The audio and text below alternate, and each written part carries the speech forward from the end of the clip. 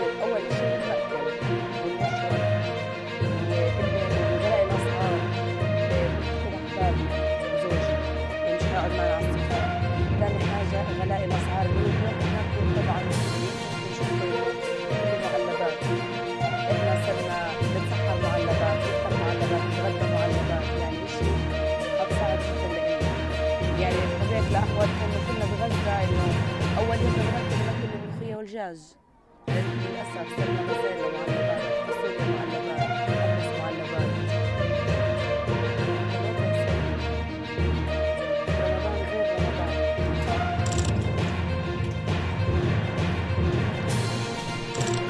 مش نادرة، وين نوديها؟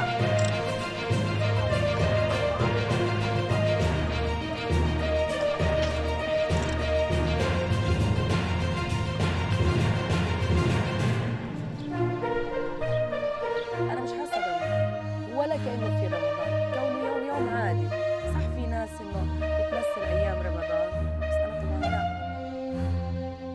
قُلت لك إنه عمود البيت راح، الشيء الأساسي راح.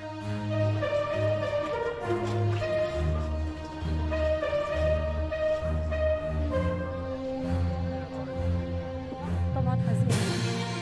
حزين. أول حاجة اكتئاب بتعزّي ناس كتير. تاني حاجة العيلة ناقصة، ناقصة.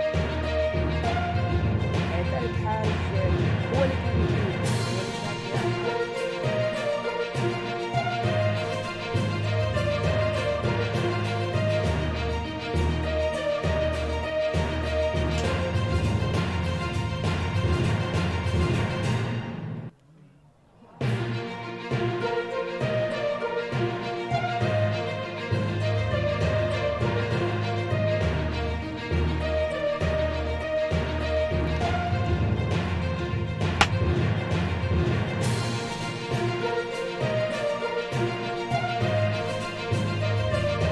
أنا رمضان ما ليش مقتنع فيه أي حاجة ولا حاجة.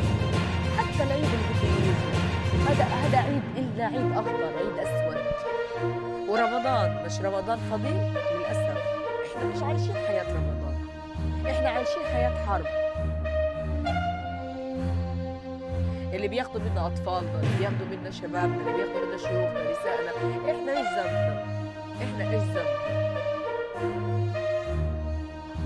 إيش ذنب الأطفال إنهم يتيتموا من كلمة بابا ولا من كلمة رمضان اللي بنعيشها؟